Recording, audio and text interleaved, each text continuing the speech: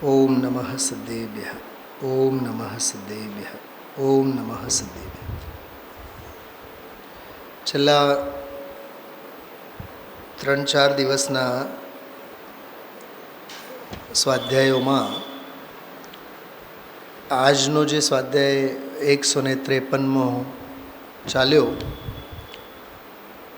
એ બહુ ગંભીર અને ગૂઢ રહસ્યોથી ભરેલું છે. સામાન્ય અભ્યાસોને તો સમજમાં જ નહીં આવે. એક પ્રકરણની ચર્ચા ગુરુદેવશ્રી આજે વિશેષ કરી. 12મા ગુણસ્થાન સુધી અશુદ્ધ નહીંની અપેક્ષા. સભામાં પણ દૈનિક સ્વાધ્યાય સભામાં પણ એની ચર્ચા બહુ જ્વલ્લેજ થાય છે. 12મા ગુણસ્થાનમાં કશાય છે નહીં, મોહનો અભાવ થયેલો છે, કેવળ જ્ઞાનની પ્રાપ્તિ બાકી છે શું અને નથી શું, બેઉની જો વાત સમજાઈ જાય તો 4 ઘાતિયા કર્મોના બધા દોષ બાકી છે. એટલે 12મા ગુણસ્થાન સુધી અશુદ્ધ નહીં અને અશુદ્ધ નહીંનો વિષય એ બધો એમાં સહેજે છે એની અપેક્ષા ખ્યાલમાં આવી જાય. નહીં, તમે લોકો ધ્યાન રાખો, આમાં કાંઈ વાંધો નહીં. આજનો જે પ્રવચન 153મો એમાં 2-3 બાબતોની અપેક્ષાએ વાત કરીએ. સૌથી પહેલી વાત તો ઓલી 134મી જે ગાથા છે એ 134મી ગાથાની મૂળ વાત ભૂલાય નહીં. કઈ 134મી ગાથાની? પરમ ભક્તિ, રત્નત્રયનું સ્વરૂપ એટલે નિશ્ચય પરમ ભક્તિ. એના માટે આજે એક બહુ સરસ શબ્દ આવ્યો હતો, અભેદ અનુપચાર. બેન શૈલાબેન, હું તો એમ કહું છું આ 135મી ગાથા અઘરી છે. પકડજો આ વાતને. 134મી ગાથામાં તો સીધું નિશ્ચયની જ વાત છે. એમાં કંઈ બહુ એમાં તર્ક વિતર્કોને કોઈ સ્થાન નથી. પણ 135મી ગાથા છે ને, જો સ્ક્રીન ઉપર દેખાય છે આપ સૌને, આ ગાથામાં તો નિશ્ચય ગર્ભિત વ્યવહાર ભક્તિનું સ્વરૂપ છે. બરાબર? મેં આ જો ગઈકાલ રાત્રિના સ્વાધ્યાયમાં મેં થોડીક નોંધ લીધી હતી. આ જે 7 ગાથાઓ છે ને, પરમ ભક્તિ અધિકારમાં જે 7 ગાથાઓ છે, 134મી પહેલી ગાથા છે. એમાં રત્નત્રયનું સ્વરૂપ લખ્યું છે. રત્નત્રયનું સ્વરૂપ શ્રાવક અને શ્રમણની અપેક્ષાએ, બંને સાધકોની અપેક્ષાએ. પણ એ ગાથાની ટીકા પૂરી થતાં તો શ્રાવકો અને શ્રમણો બધાએ રત્નત્રયની ભક્તિ કરે છે, નિર્વાણની ભક્તિ કરે છે, નિવૃત્તિ ભક્તિ કરે છે, એવી વાત આવી. મેં આનો બહુ તર્ક વિતર્ક સાથે ગઈકાલ રાત્રિના સ્વાધ્યાયમાં વાત કરી કે અહીંયા પદમ પ્રમલધારી દેવને રત્નત્રયનું સ્વરૂપ બતાવવું એ અભિષ્ટ નથી.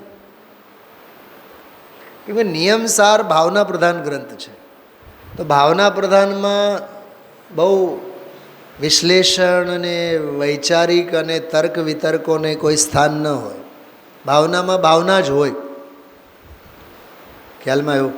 તો આમાં રત્નત્રયનું સ્વરૂપ કેવું છે એની વાત ન આવી, પણ આવી રત્નત્રયની ભાવના શ્રાવકો અને શ્રમણોને, પરમ શ્રાવક અને પરમ શ્રમણોને નિરંતર હોય છે. ગઈકાલનો સ્વાધ્યાય મેં 8માં 5 પૂરું કર્યું. ગઈકાલનું સ્વાધ્યાય ફરીથી આજે જાણી જોઈને. એમાં એક શબ્દ આવ્યો હતો, ભવ ભય ભીરુ. કેવા છે મુનિરાજ? તપોધન કેવા છે? કે જેને અરે રે મારું શું થશે, આ પર્યાય પૂરી થશે, આ સંયોગો વેર વિખેર થશે, આત્મા તો રહેવાનો જ છે ને ભરતભાઈ. હા, ગુરુદેવે છૂટી ગયા ને, બેનશ્રીએ છૂટી ગયા ને, સેંકડો વડીલોની સાથે રહ્યા ને, આપણે વડીલો તો જતા રહ્યા ને, સંયોગો બધા છૂટવાના. તો જેને એવો ભય રહે અરે રે મારું શું થશે, અનાદિ અનંત અસ્તિત્વ સ્વભાવ આત્મા ક્યાં રહેશે, એનો થોડોક ભય હોવો જોઈએ.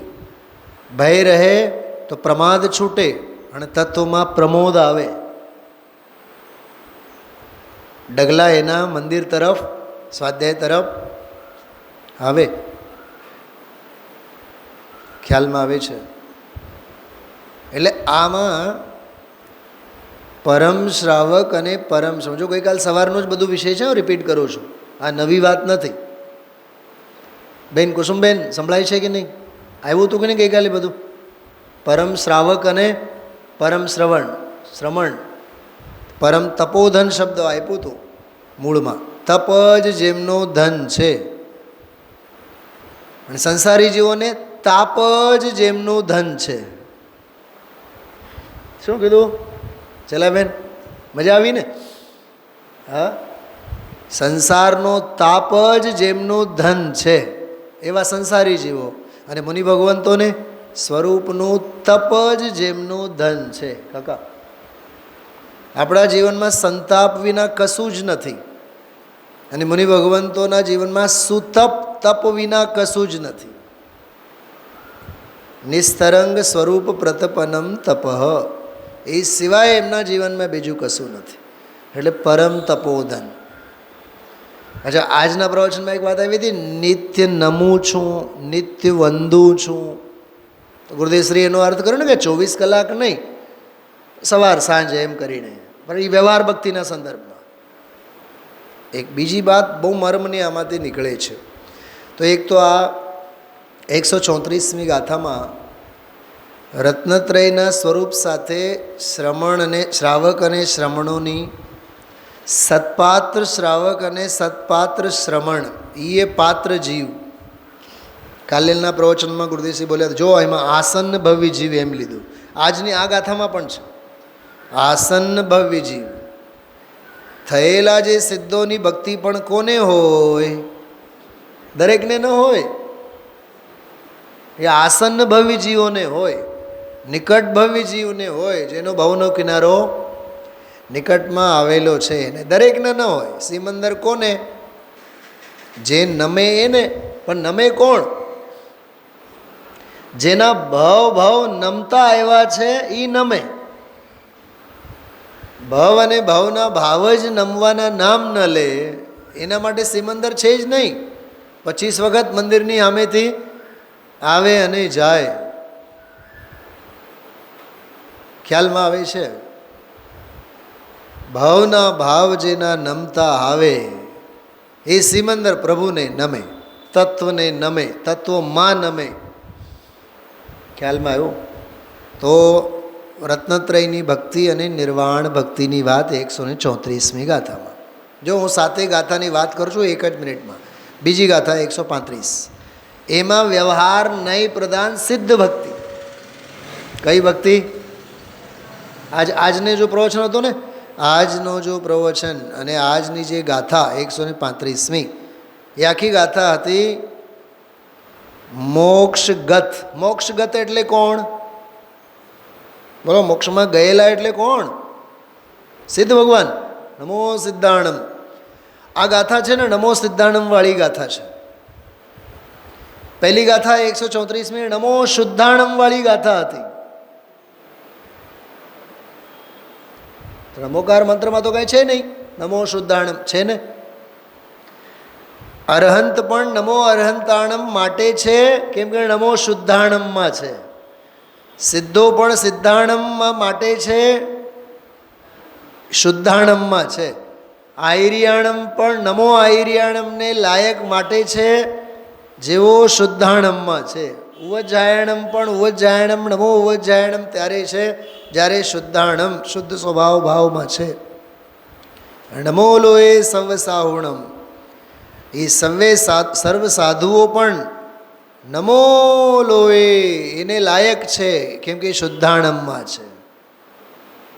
શુદ્ધાણમમાં છે તો અરહંત સિદ્ધ આચાર્ય ઉપાધ્યાય અને સાધુ નમવા લાયક છે.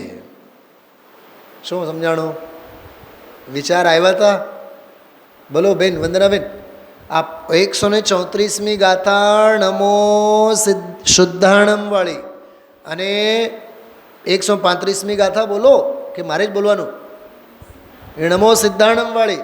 તો ઓલી નમો શુદ્ધાણમ વાળી હતી એટલે નિશ્ચય પરમ ભક્તિ વાળી ગાથા, અને 135મી નમો સિદ્ધાણમ વાળી એટલે વ્યવહારે પરમ ભક્તિ વાળી ગાથા. આટલી વાત સમજાણી? આ કરોડો ચક્રવર્તીઓનો વૈભવ ખર્ચો ને તોય નહીં મળે હું જે કહું છું એ વાત. બહુ માર્મિક વાત છે. હવે આગળ વધીએ. હવે આજના પ્રવચનમાં જે વાત આવી, મૂળ ગાથા લઈએ આપણે 135મી. મોખમ ગય પુરિસાણમ ગુણભેદમ જાણ્યોણ તે સિંપી તેણ દુજીવો. એક મિનિટ, એક જ મિનિટ. હા. જો કુણધિ પરમ ભક્તિમ વ્યવહારણ એણ પરિકહ્યમ. આ ગાથા બરાબર. તો આ ગાથામાં શેની વાત છે? વ્યવહાર નય પ્રધાન સિદ્ધ ભક્તિના સ્વરૂપનું કથન. આ ગાથા પહેલાં એમ લખેલું છે. તો પહેલી ગાથામાં રત્નત્રયની ભક્તિ, બીજી ગાથામાં સિદ્ધ ભક્તિ. હજી સાંભળો શૈલાબેન. પહેલી ગાથામાં શુદ્ધ ભક્તિ, બીજી ગાથામાં સિદ્ધ ભક્તિ. શું સમજાણું? પહેલાં મને બતાવો, હું જે કહું છું સમજાય છે? પહેલી ગાથા એટલે 134મી ગાથા શુદ્ધ ભક્તિ પરમ ભક્તિ, બીજી ગાથા સિદ્ધ ભક્તિ પરમ ભક્તિ, પણ પરમ ભક્તિ વ્યવહાર પરમ ભક્તિ. તો ઓલી પહેલી જો શુદ્ધ ભક્તિ છે તો સાચું કહો બીજી ગાથા કઈ હશે? અરે ઉપયોગ એકાગ્ર કરીને સાંભળો એટલે સમજાય છે. એકનો વિરુદ્ધાર્થી કોણ? બોલો તો ખરા. અરે સ્ત્રીઓની વાત કરી, બહેનોની વાત કરી, તો પુરુષોની વાત આવે કે નહીં? પુરુષ અને સ્ત્રી, ભાઈઓ અને બહેનો, એમ શુદ્ધનો વિરુદ્ધ શું? બોલો ને પછી. તો એનો અર્થ શું થયું? બીજી ગાથા કઈ છે?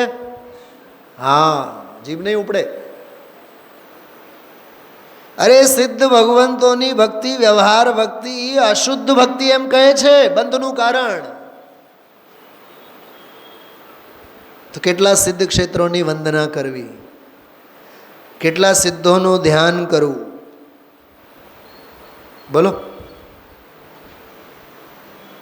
આ સેંકડો પ્રશ્નો છે આપણાને આપણા જીવનમાંના ક્રિયાકાંડના. પ્રવચન સારને યાદ કર્યા હતા આજે પ્રચંડ ક્રિયાકાંડ. હા, ક્ષલક ધર્મદાસજીની વાત કરી. પ્રચંડ ક્રિયાકાંડ વડે જ્ઞાનકાંડ. મને એક વાત બતાવો, આ બધી અપેક્ષાઓ કેદી આપણે વાંચવા માટે બેસવાના છીએ? સાંભળ્યું કોઈ દી પ્રચંડ ક્રિયાકાંડ, પ્રચંડ કર્મકાંડ, પ્રચંડ જ્ઞાનકાંડ? અરે ક્રિયાકાંડ વડે પણ જ્ઞાનકાંડ. ઓલી બીજી ભાષામાં ક્રિયા નહીં અને જ્ઞાન નહીં, અને જ્ઞાન ક્રિયાભ્યામ મોક્ષ. બહારની ક્રિયાની વાત નથી, અંદરની ક્રિયાની વાત છે. ચલો, 135મી ગાથામાં સિદ્ધ ભક્તિ, 136મી ગાથામાં વળી પાછો પલટો ખાશે, પરમાત્મ ભક્તિ. 136મી ગાથા જો તમારી પાસે હોય શાસ્ત્ર, હા, તો ઓલામાં આમાં તો તમને પાના ફેરવવા પડે. કારણ કાર્ય નિયમ ગ્રંથમાં ઓરિજિનલ નિયમસાર ગ્રંથો નથી, એક કે બે જ પાના ફેરવવા પડે. તો નિજ પરમાત્મ ભક્તિ, હવે જો રત્નત્રય ભક્તિ, નિર્વાણ ભક્તિ, સિદ્ધ ભક્તિ, પરમાત્મા ભક્તિ એટલે નિજ પરમાત્મા ભક્તિ. હા બરાબર. અને ચોથી ગાથા 137મી યોગ ભક્તિ. પાંચમી એટલે 138મી ગાથામાં પણ ફરીથી યોગ ભક્તિ. યોગ એટલે સમાધિ સ્વરૂપ સ્વભાવ ભાવમાં જોડવાનું. નિશ્ચય યોગ ભક્તિ और પૂર્વવત નિશ્ચય યોગ ભક્તિ. છઠ્ઠી ગાથામાં આત્મભાવ સાંભળો, એ જ નિશ્ચય પરમ યોગ છે. જો બે ગાથાઓમાં યોગ ભક્તિની વાત કરી અને ત્રીજી ગાથામાં એટલે છઠ્ઠી 139મી ગાથામાં નિજ પરમ યોગ, આત્મભાવ એ નિજ પરમ યોગ. કાઢીને જો એમાં જો તમને ભાવ પસંદ નહીં થાય, ગ્રંથમાં કાઢીને જુઓ. મળ્યું વંદનાબેન શું લખેલું છે? એ આત્મભાવ જો ટીકામાં જુઓ, 139મી ગાથાની ટીકામાં જુઓ. મેં ગઈકાલે આ 7 ગાથાઓ 7 ગાથાની ટીકા, બધી વિષય વસ્તુ બધું જ આલોડન કર્યું છે. એમાં ટીકામાં આત્મભાવ શબ્દ છે. જો એ આત્મભાવ જે છે નિશ્ચય પરમ યોગ છે. આખી દુનિયા યોગા પાછળ ગાંડી અને ઘેલી છે. યોગા કરો શરીર સ્વસ્થ રહે. આચાર્ય કહે છે, પદમ પ્રમલધારી દેવ કહે છે, આત્મ યોગા કરો આત્મા સ્વસ્થ રહેશે. હા, અનુલોમ વિલોમ પ્રાણાયામ એને માટે સમય છે આપણે પાસે. સવારે 4 વાગે ઉઠીને શું સાહેબ હમણાં ડૉક્ટર કહે ને કે હવે તમારી તબિયત બગડવામાં છે, 4 વાગે ઉઠીને યોગા કરો. 4 નહીં 3:45 ઉઠશે. પણ અહીંયા ગુરુદેવશ્રી કહે છે કે વહેલા મોડા નહીં થાઓ. ગુરુદેવશ્રીના પ્રવચનમાં 8 સવા 8 સમયસર આવો. તો એને માટે આપણી પાસે સમય નથી. અધ્યાત્મ યોગ આ છે, આત્મયોગ આ છે. તો છઠ્ઠી ગાથા છે આત્મભાવ એટલે રત્નત્રય ભાવ જ છે. સ્વરૂપની શ્રદ્ધા, સ્વાશ્રય જ્ઞાન, સ્વાશ્રય ચારિત્ર. આજે ગુરુદેવશ્રી સ્વાશ્રયના બોલ કેટલા બધા બોલ્યા. એક સ્વાશ્રય સિવાય બીજું કાંઈ નહીં. શ્રદ્ધામાં સ્વાશ્રય, જ્ઞાનમાં સ્વાશ્રય. અને છેલ્લી 140મી ગાથામાં નિશ્ચય યોગની યોગ ભક્તિની પ્રેરણા. ફરી એકવાર જો, રત્નત્રય ભક્તિ, નિર્વાણ ભક્તિ, સિદ્ધ ભક્તિ, પરમાત્મા ભક્તિ, યોગ ભક્તિ, નિશ્ચય પરમ યોગ અને યોગ ભક્તિની પ્રેરણા. એના પહેલાં તો સમાધિ ભક્તિ આવી, પરમ સમાધિ. બરાબર, આના પહેલાંનો અધિકાર. તો આ જે ગાથા છે 135મી ગાથા, એમાં વ્યવહાર નય પ્રધાન સિદ્ધ ભક્તિના સ્વરૂપનું કથન. થોડુંક ભાષા સમજો શૈલાબેન. વ્યવહાર નય પ્રધાન તો કીધું છે, પણ નિશ્ચય નય પ્રધાન વ્યવહાર નય પ્રધાનની વાત ચાલે છે. ગુરુદેવશ્રી કીધું ને, પરંપરા હેતુ કોને માટે? જો એક પરંપરાનો અર્થ થાય છે રસ્તો, માર્ગ. ઘરે પહોંચ્યા બાદ માર્ગ ખતમ થઈ જાય છે કે નહીં? માર્ગનો અભાવ થાય છે કે નહીં? એટલે માર્ગની જગ્યા હોય, પણ મારા માટે તો જે માર્ગે હું આવ્યો એ માર્ગ તો પૂરો ને. તત્વાર સૂત્ર છે, તત્વાર સૂત્ર એમાં પણ એક બહુ સરસ વાત આવે છે. ઔપશમિકાદિ ભવ્યત્વાનામ ચ 10મો અધ્યાય, કે ઔપશમિક અને ભવ્યત્વ વગેરે બધા ભાવોનો અભાવ થઈ જાય છે. એના પહેલાં લખ્યું કે સર્વે કર્મોનો સંપૂર્ણ ક્ષય થવો એનું નામ મોક્ષ. સર્વ કર્મ વિપ્ર મોક્ષ મોક્ષ. એમ સર્વ કર્મ વિપ્ર મોક્ષો મોક્ષ. બધા જ કર્મોનો સંપૂર્ણ રીતે ક્ષય થવો એનો નામ મોક્ષ. પછી એક સૂત્ર લખ્યો, કર્મોનો જ ક્ષય થઈ જાય છે કે બીજા કોઈનો પણ થાય છે? કે હા થાય છે ને બીજાનો પણ. શેનો? કે ઔપશમિક ભાવનો, અરે ભવ્યત્વ ભાવનો પણ ક્ષય થાય છે, પછી તો મોક્ષ થાય છે. સિદ્ધ ભગવાન ભવ્ય છે કે અભવ્ય છે?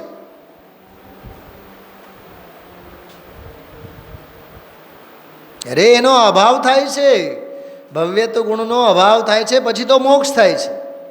તો જેનો અભાવ થાય પરંપરા, તો વ્યવહારને પરંપરા કારણ કીધું એટલે એ અભાવ થવાને લાયક છે. બજારમાંથી કેળા આપણે ખરીદીશું, અંદરનું પલ્પ જ લઈ આવશું કે ઉપરની છાલ સાથે લઈ આવશો? ધનજીભાઈ બોલો. મને તો રાજકોટના બજારનું ઘણીવાર સમજાતું જ નથી. 2 દિવસ ડઝનમાં આપે અને કોઈક વાર વળી પાછા કહે કે ભાઈ કિલોમાં. સાંભળો મારી વાત સાંભળો.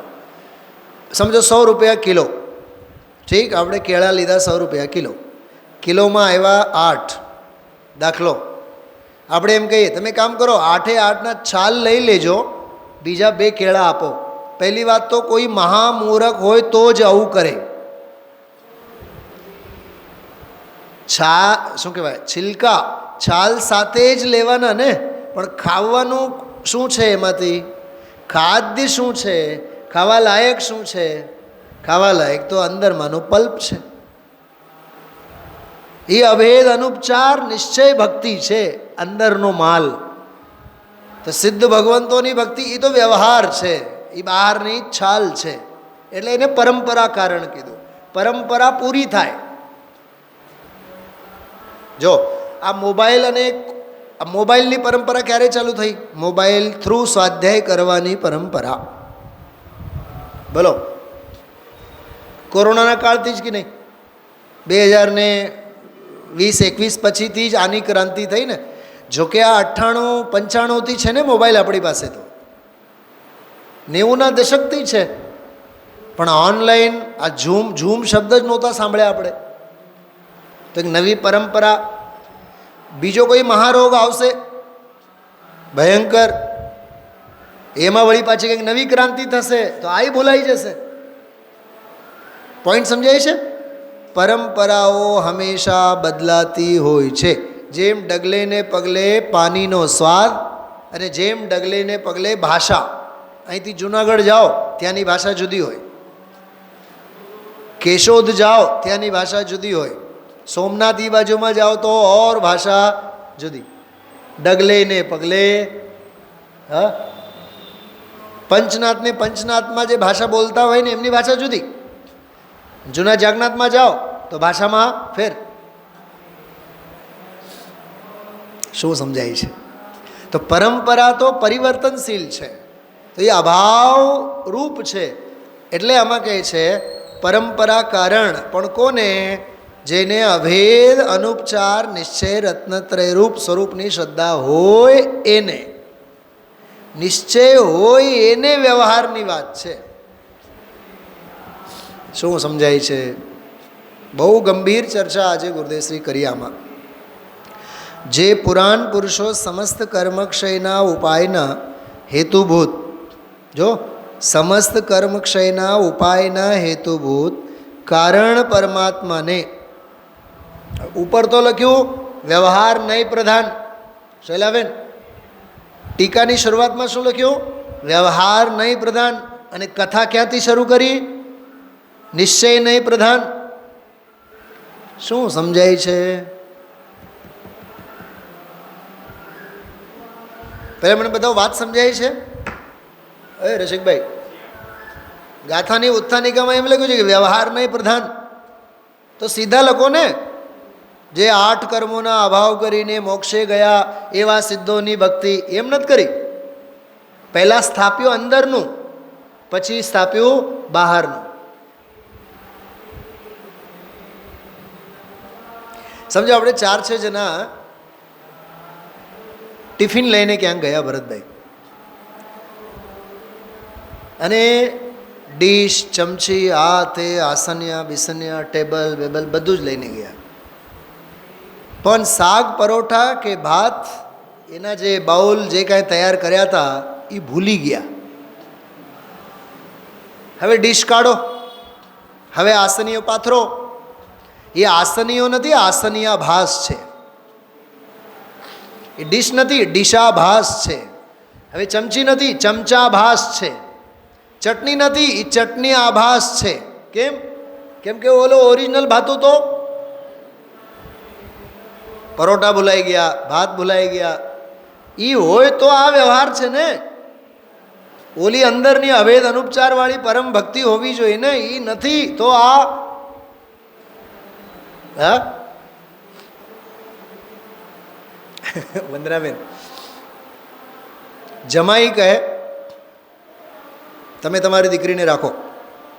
નહીં નહીં નહીં નહીં જમાઈ રાજા, તમે તો આવા, તમે તો. પણ એ દીકરી માટે ના પાડે છે. કંઈક સમજાણું? એ દીકરીને સ્વીકાર કરે તો એના પ્રત્યે સમજાય છે પ્રેમ, આદર, સત્કાર. હા, આ તો મેં ઘણી વાર અહીંયા દાખલો આપેલો છે. છોકરો લાયક થયો હોય તો નીકળે જોવા માટે. ગામડાઓમાં વગેરે તમે બહુ જોયા છીએ, સ્થળ ગોતવા. છોકરી જોઈ આવ્યા, છોકરી જોઈ આવ્યા, સેંકડો છોકરી જોઈ આવ્યા. હવે એક જે છોકરી પસંદ પડી ગઈ, હવે એની સાથે છોકરી શબ્દનો પ્રયોગ નહીં કરે. હવે તો ગોળધાણા ખાધા, હવે તો વેવાઈ બની ગયા. બોલો, હવે બીજા બધો વ્યવહાર ઊભો થઈ ગયો. હવે એ બધો વ્યવહાર ઊભો અને વ્યવહાર આશ્રિત બધો વ્યવહાર, બધા સગા સંબંધીઓ ઊભા. ભરતભાઈ, પણ ઓલી જે દીકરી છે ને, જે છોકરી હતી ગઈકાલે, એ હવે દીકરી થઈ અને થોડાક દિવસો પછી પુત્રવધુ થશે. હવે એના પ્રત્યે સાસ, સસુર બધા એની જોવાની દૃષ્ટિ કેવી હોય બતાવો? હા, કંઈક પોતાપણુંમાં પરિવર્તન આવેલું હોય કે નહીં એના પ્રત્યે? ટૂંકમાં પહેલાં માન્યતાને તો સ્થાપો તો વ્યવહાર હોય. માન્યતા જ નથી તો વ્યવહાર ક્યાંથી હોય? શ્રદ્ધા નથી, માન્યતા નથી તો વ્યવહાર ક્યાંથી હોય? એટલે સૌથી પહેલાં જો, જે પુરાણ પુરુષો સમસ્ત કર્મક્ષયના ઉપાયના હેતુભૂત કારણ પરમાત્માને અભેદ અનુપચાર રત્નત્રય પરિણતિથી, અભેદ અનુપચાર, જો એમાં કોઈ ભેદ નહીં, એમાં કોઈ ઉપચાર નહીં, એવી રત્નત્રય પરિણતિથી. શૈલાબેન, અહીંયા પરિણતિ એટલે પરિણતિ નહીં, નિષ્ક્રિય શુદ્ધ પારિણામિક ભાવવાળી પરિણતિ. કેમ કે કારણ પરમાત્માને અભેદ અનુપચાર રત્નત્રય પરિણતિથી સમ્યકપણે આરાધીને એની વાત ચાલે છે. સિદ્ધ થયા. જો કોણ સિદ્ધ? કેવા થયા? એ સિદ્ધ આવા થયા, તેમના કેવળ જ્ઞાનાદિ શુદ્ધ ગુણોના ભેદને જાણીને. તો કેવળ જ્ઞાનાદિ પર્યાય છે કે ગુણો છે? આજના પ્રવચનમાં એ વાત આવી. જો અહીંયા પર્યાયને પણ ગુણો કહી દીધા. તો કેવળ જ્ઞાનાદિ શુદ્ધ ગુણોના ભેદને, ભેદ એટલે પર્યાય, ભેદને જાણીને નિર્વાણની પરંપરા હેતુભૂત એવી પરમ ભક્તિ. થોડુંક ધીરજ થાજો. આ અહીંયા પરમ ભક્તિ લખ્યું છે ને, પરમ ભક્તિ નથી. ગઈકાલ મેં સવારના સ્વાધ્યાયમાં શું કીધું હતું? એ પરમ નથી, એ અપરમ છે. એ નિશ્ચય નથી, એ વ્યવહાર છે. એ સંવર નિજરારૂપ નથી, એ આશ્રવ અને બંધરૂપ છે. એ નિશ્ચય નથી, વ્યવહાર છે. સ્વાશ્રિત નથી, પરાશ્રિત છે. અભેદ નથી, ભેદરૂપ છે. સ્વલક્ષ્ય નહીં, પરલક્ષ્ય છે. કારણ પરમાત્માવાળી નથી, એ કાર્ય પરમાત્માવાળી છે. એ અધ્યાત્મવાળી નથી, એ આગમવાળી છે. એ રહેવાવાળી નથી, છૂટવાવાળી છે. પરમ ભક્તિ હોય તો રહે.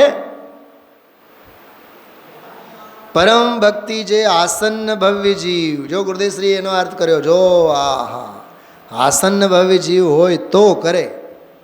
જેનો ભવનો કિનારો નથી, ન કરે. તે મુમુક્ષુને વ્યવહાર નયે નિર્વાણ ભક્તિ. ખ્યાલમાં આવ્યો? એને વ્યવહાર નયે નિર્વાણ ભક્તિ છે. બહુ સરસ ગંભીર ચર્ચા આ પંક્તિ ઉપર ગુરુદેવશ્રી આજે કરી. 12મા ગુણસ્થાનવર્તી સાધકને પણ હજી અશુદ્ધ નહીં છે, કશાય નથી, મોહ નથી. અને ગુરુદેવશ્રી એમ બોલ્યા, અશુદ્ધ નહીંથી મોક્ષ માર્ગ છે એમ નહીં, અશુદ્ધ નહીં સાથે મોક્ષ માર્ગ છે. તો શ્રોતાએ પૂછ્યું કે બંને સાથે કે હા બેઉ સાથે? શુદ્ધ નિશ્ચય નહીં રૂપ મોક્ષ માર્ગ પણ સાથે છે અને અશુદ્ધ નિશ્ચયવાળો પણ મોક્ષ માર્ગ સાથે છે. પછી 3 કળશ આવ્યા, 221, 22, 23, 21 નહીં 22, હા 21. ઉદ્ધૂત કર્મ સંદોહાન સિદ્ધાન સિદ્ધિ વધુ ધવાન સંપ્રાપ્તાષ્ટ ગુણ ઐશ્વર્યાન નિત્યમ વંદે શિવાલયાન. શિવાલયાન, જો શિવાલય મેં વિરાજમાન છે એમને અમે વંદન કરીએ. આ બધા કળશો 221, 22, 23, 24 અને 25 અને 26 આ બધા કળશો નમો સિદ્ધાણમવાળા છે. શું કીધું? નમો સિદ્ધાણમ, તે સિદ્ધ ભગવંતોને વંદન હો. કેવા સિદ્ધ ભગવંતો? એ આ બધા કળશોમાં, ખાસ કરીને આ કળશ 224મો કળશ, એમાં એની વિશેષ ચર્ચા કરી છે. જેમણે કર્મ સમૂહને ખંખેરી નાખ્યો છે, જેઓ સિદ્ધિ વધુના પતિ છે, જેમણે અષ્ટગુણરૂપ ઐશ્વર્યને સંપ્રાપ્ત કર્યું છે. જો અષ્ટગુણરૂપ ઐશ્વર્યને એટલે પર્યાયને, જેઓ કલ્યાણના ધામ છે. ગુરુદેશે આજે બોલે ને, કલ્યાણની ખેતી થાય, આનંદની ખેતી થાય, તે સિદ્ધોને હું નિત્ય વંદું છું. આને એમ સમજો ચલાવે, સિદ્ધ ભક્તિ કહો, વ્યવહારે પરમાર્થ વ્યવહારે પરમ ભક્તિ કહો, વ્યવહારે નિર્વાણ ભક્તિ કહો, વ્યવહારે રત્નત્રય ભક્તિ કહો, એ બધા એકાર્થવાચી છે. આગળ આ પ્રમાણે વ્યવહાર નહીંની નિર્વાણ ભક્તિ જીનવરોએ કહી છે. નિશ્ચય નિર્વાણ ભક્તિ રત્નત્રય ભક્તિને કહી છે. જો પદમ પરમલધારી દેવને જાણે કે એવા ફિલિંગ્સ થયા, કોક આને જ નિશ્ચય ભક્તિ સમજી ન બેસે એટલે વળી પાછી ઓલી ગાથા 134 વાળી ગાથા યાદ કરાવે છે આમાં. ભાઈ જો ભૂલતા નહીં. હા, આપણે પણ ઘણીવાર સામેવાળાને એકને એક વાત 10 વખત કહેતા હોય છે કે નહીં? જોજો તમે ધ્યાન રાખજો, જોજો તમે ધ્યાન રાખજો. પણ કીધું ને, સવારે પણ કીધું, હા, ફોન ઉપાડ્યું ત્યારે પણ કીધું, અને ફોન મૂકીએ ત્યારે પણ કહો. બોલો ભરતભાઈ, પકડાય છે કે નહીં વાત? છોકરો નિશાળે જતો હોય 10 વખત તો માં સલાહ આપે, બેટા જો ધ્યાન રાખજે, બેટા જો ધ્યાન રાખજે, સિલી મિસ્ટેક કરતો નહીં, પ્રશ્નો કોઈ છૂટી ન જવા જોઈએ, બરાબર લખજે. એ અડધી કલાકની મિટિંગમાં 25 વખત કહીએ, અને જ્યારે એ ગાડીમાં બેસીને જતો હોય ત્યારે પણ વળી પાછું એમ. આ ગાથામાં કે વ્યવહાર ભક્તિ તો આ, પણ નિશ્ચય ભક્તિ તો એ છે. 223માં જો, આચાર્યોએ સિદ્ધત્વને નિશેષ સમસ્ત દોષોથી દૂર કેવળ જ્ઞાનાદિ શુદ્ધ ગુણોનું ધામ અને શુદ્ધોપયોગનું ફળ કહ્યું છે. વાહ! કેવળ જ્ઞાન, નિજ પરમાત્મ પદ, શુદ્ધોપયોગનું ફળ છે. ખરેખર સિદ્ધપનું શુદ્ધોપયોગનું જ ફળ છે. બહુ બહુ માર્મિક વાત છે આ. એ 223. હવે જો આ 224મો કળશ વાંચીએ. ઘરે બેઠા હોય શાસ્ત્રો છે કે નહીં ખબર નહીં એમની પાસે. હા,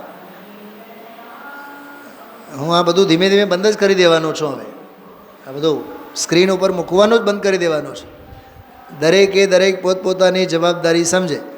તમે લોકો પણ અહીંયા જે બેસો છો, સાથે શાસ્ત્ર લઈને બેસજો, કેમ કે મારે આમાં ઉપયોગ ખર્ચવો એ લાજમી નથી લાગતી મને. આમાં બહુ ઉપયોગ ખર્ચવા જેવું છે, આમાં તત્વજ્ઞાનમાં, આમાં ઊંડાણમાં. હા, હવે 2-4-6 દિવસ રાખીશ, પછી તો હું ટોટલી બંધ કરી દેવાનો છું. જો કેમ કે ગોત ગોત ગોત ગોત બહુ કરવું પડે પછી. જો આ કળશ જો, હે લોકાગ્ર નિવાસીનો ભવ ભવ ક્લેશાર્ણવાંતમ ગતા, એ નિર્વાણ વધુ ટીકાસ્તન ભરા શ્લેષોત્થ સૌખ્યા કરા, હે શુદ્ધાત્મ વિભાવનોદ્ભવ મહા કૈવલ્ય સંપદ ગુણા, તાન સિદ્ધાન્નભિનૌમ્યહં પ્રતિદિનમ પાપાટવી પાવકાન.